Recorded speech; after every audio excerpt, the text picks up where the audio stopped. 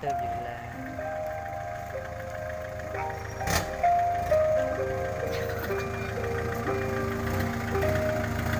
ครับน้อง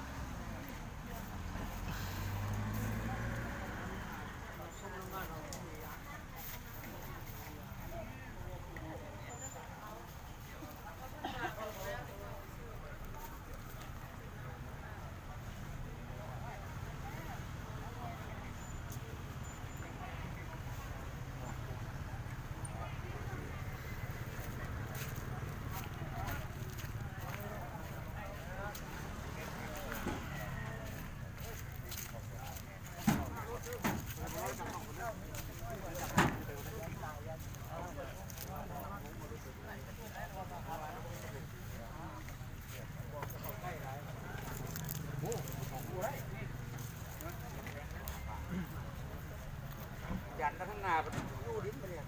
เอาหีบข้าวหีบไปเช้ายัง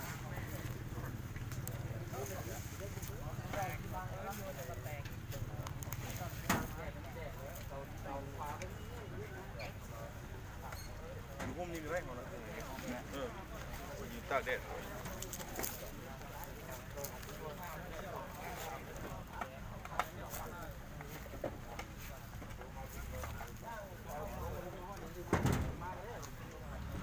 ยิงลงมาเลย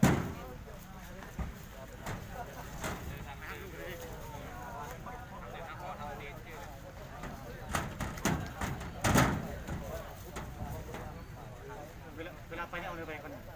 ห้ามไป ตากแดดเองกลับขึ้นอยู่เนาะ เอาได้ไปก่อน โอ้ยิงแล้วก็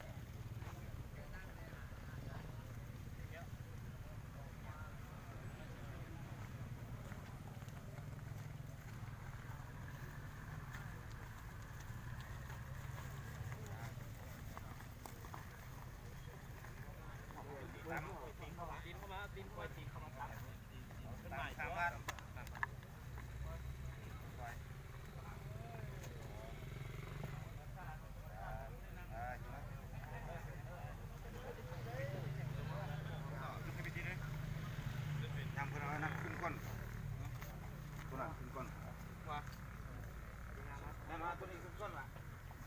แม่น เอาตัวนี้ประกอบกันพอ เดี๋ยวจะทำจอบมันนะ เอาใส่ก้อนนี่เอาตังในช่างแม่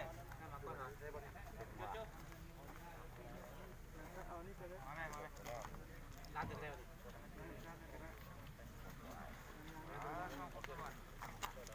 เดี๋ยวช่างเขียนเนาะย่างเขียนเนาะ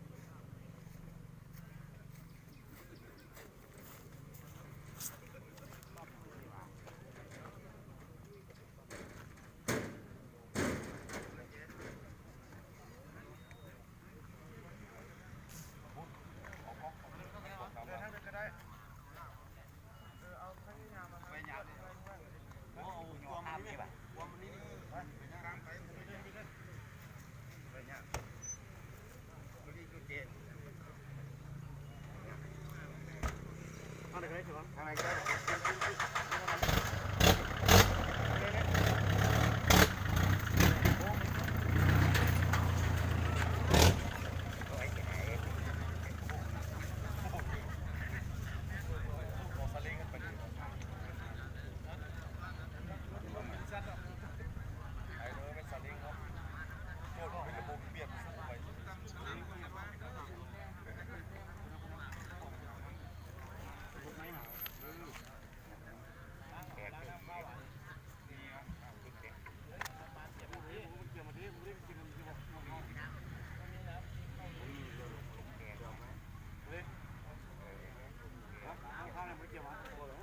ผมมีก็เลี้ยวไป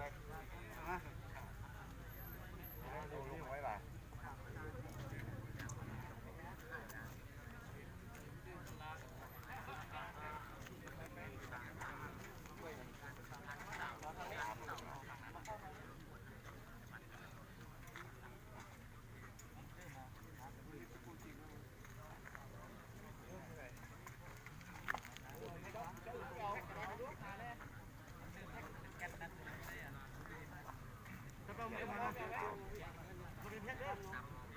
ฮัลโหลเอาเรื่องหนึ่งนี่ดู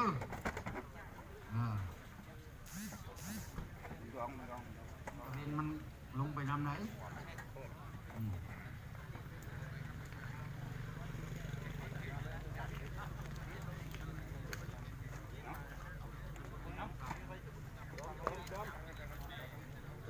จอมา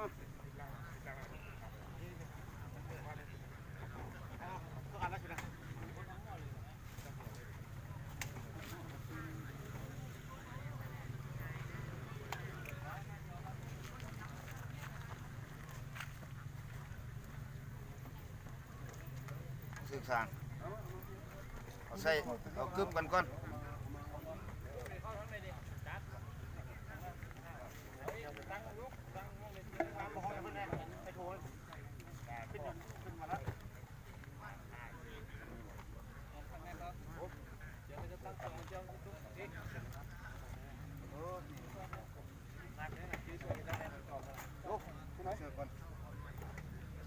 ไป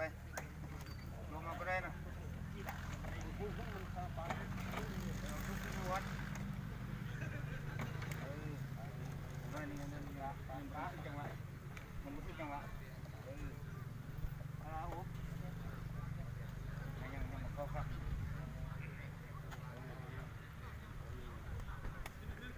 หมุนอย่างไรดิเบิ่งตัวดูนี่นะนี่นะมองมันขึ้นนะ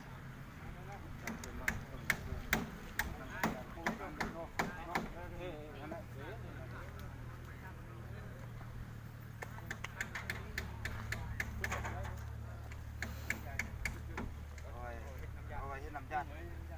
เปล่านี่รถยังกินเข้าใจแล้วให้ดิ้นกันเลย